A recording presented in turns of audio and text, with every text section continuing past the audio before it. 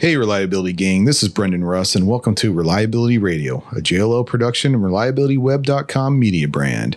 So here we are at TRC 2026. This year we're in South San Francisco, just a few miles outside of the San Francisco airport, right in the tech hub and biotech hub here within Northern California. We got a lot of busy folks walking around here today, listening to a lot of different sessions, a lot of different workshop sessions they got this year. Long sessions to make sure that we really drive home topics. And some of these topics range from everything from people and process and technology. We sat through an entire session today about how do we develop our people. We had a lot of different sessions on technology. We got some process sections coming up later. And with us today to kind of discuss all of that, we have Dan from TRM. How you doing, Dan? I'm doing good, Brendan. How about yourself? Oh, I'm fantastic, sir. Why don't you tell the audience a little bit about yourself and TRM? Yeah, Brendan, I serve as a Senior Director of Consulting with TRM.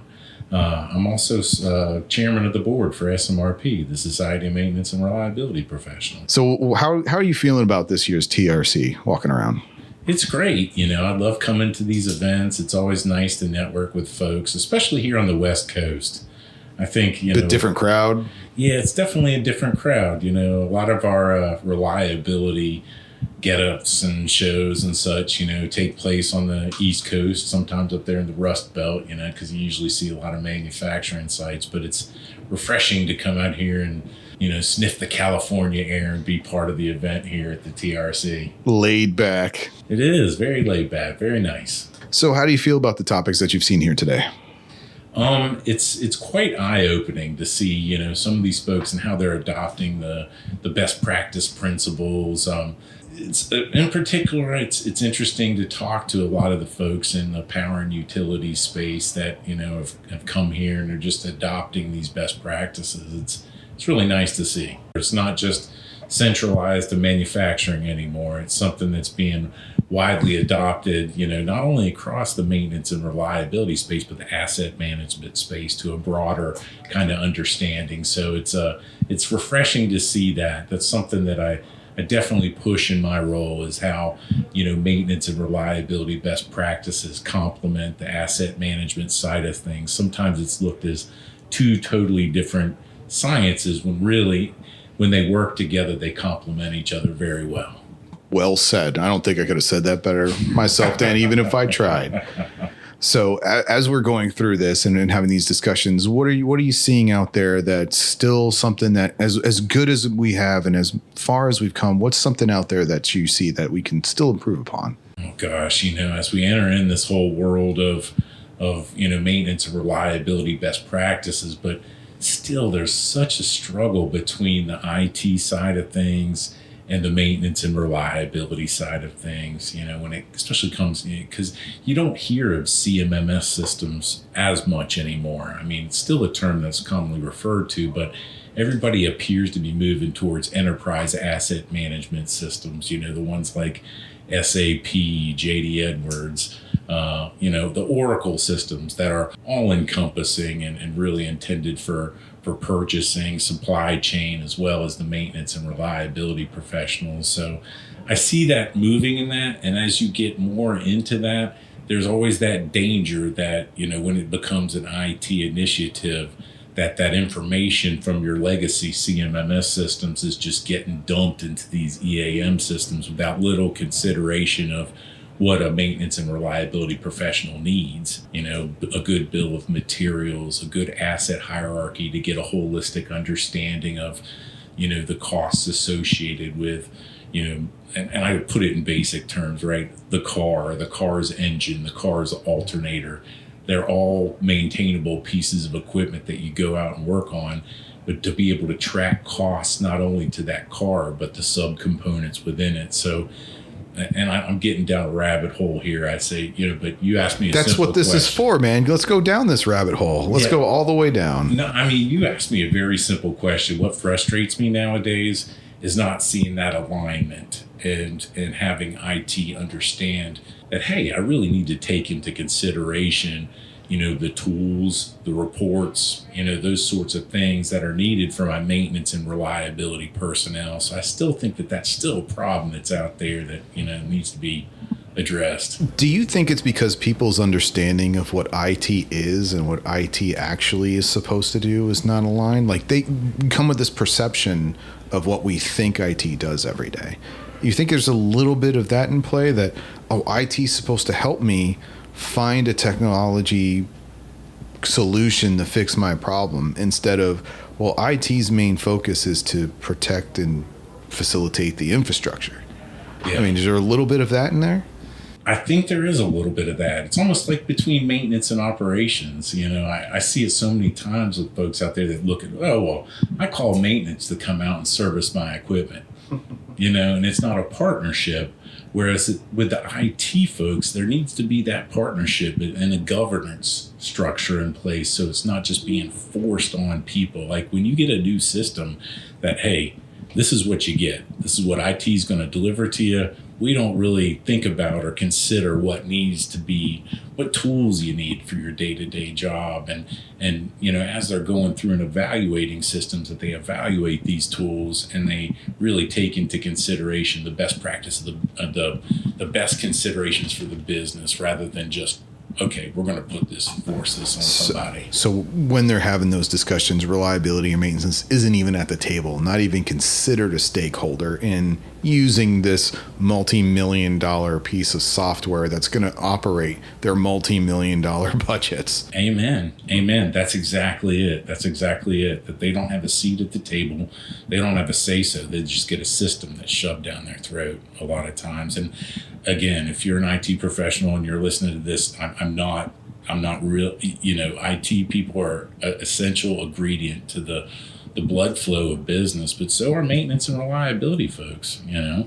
Why do you think that is, though? I mean, is it because maintenance might just be considered as a cost center and they'll deal with it? Or is it just that within organizations, like you said, operations tends to be the one that drives the wheel sometimes? That's a good point. And it is still a common kind of misconception that maintenance is still a cost center, that there can't be money saved through maintenance and reliability activities, whereas there's a ton of money that's left on the table. You know, if you're not taking into consideration downtime, expedited parts, unscheduled downtime, expedited parts, contractor expenses, or just tracking warranties against these things sometimes, man. We all know that these new ERM systems can actually track that better than people can. Oh, yeah. And it's just getting the foundational processes in place. It sounds like very complex and something to do, but, you know, a lot of what we do in the maintenance and reliability community is just simple housekeeping, organization, getting good essential processes in place, and, you know, not overly complicating things. You know, we have a lot of engineers that like to, you know, overthink things and put things in place, you know, but the IT professionals really need to work hand in glove as they're taking into consideration these ERP systems. And to go back to your original question about that, I think what's happening is, you know, these ERP systems, they've been created for finance, accounting, and supply chain. So you're right, little consideration is put into the maintenance and reliability function of them.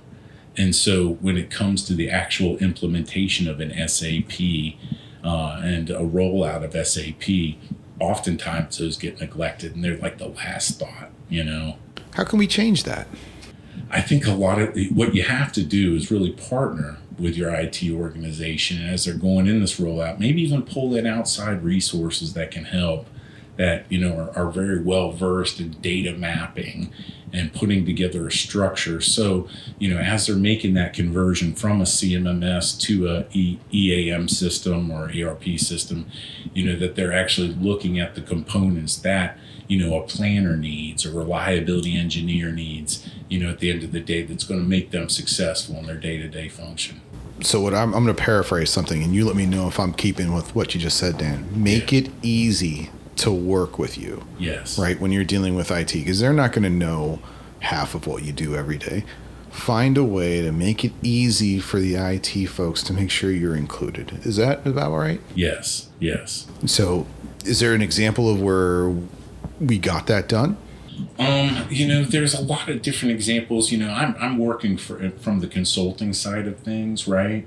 So, we have some expertise in the industry. And I think, finding those individuals that have maintenance, reliability, asset management experience, practical experience within the tools that they're converting to. So let's say that you are, bringing on board a new SAP. A lot of folks are moving to S/4HANA nowadays, simply for the fact that it's got better resource scheduling, you got mobility, you have all these awesome tools that can bring you into the 21st century when you move over there. But, really kind of getting alignment on those and making sure that there's a strategy moving forward, that it just doesn't become 100% in a dangerous data dump from your legacy systems into the new system, that there's a structured approach and things are thought out as you're making that conversion. But I think it can be done. It's just a matter of communication and being a voice at the table, as you said. Excellent. You got to make sure you got your seat in the table, make sure you got to make it easy to work with you, right? Just don't make it all their problem to make it work, something that makes it easy for you. Yeah. Right? It's a partnership. Yep, it's a partnership. Fantastic, Dan. Yeah. So as we start to draw this episode of Reliability Radio to a close, you got any last minute words of wisdom you want to share with the audience? I would say, when you're driving these reliability programs, because it's all about culture at the end of the day, right? A collaborative culture and an environment. The two fundamental building blocks that I always see for a successful reliability program and building that culture is that it's a partnership. It's a partnership between maintenance, operations, and we can even include IT nowadays, right? And it's being driven from the top down. That executive level folks have an understanding of what you're trying to do by working to be more proactive. And you do that usually with the C-suite executive folks is by generating a business case and a master plan. The executives aren't going to do anything until they see the money that's involved in the whole show me the money aspect. And that's a critical ingredient. So those two things, plant partnerships and management commitment. Good old-fashioned executive sponsorship. I've never met an executive that didn't speak the language of money. Amen. Amen. Well, I appreciate you coming on the podcast, Dan. Yeah, thank you so much for having me. For all of you out there in the audience, this is partly why we want to come to these conferences, to meet people like Dan and have these conversations around the table. So thank you all for listening, and we'll catch you next time on Reliability Radio.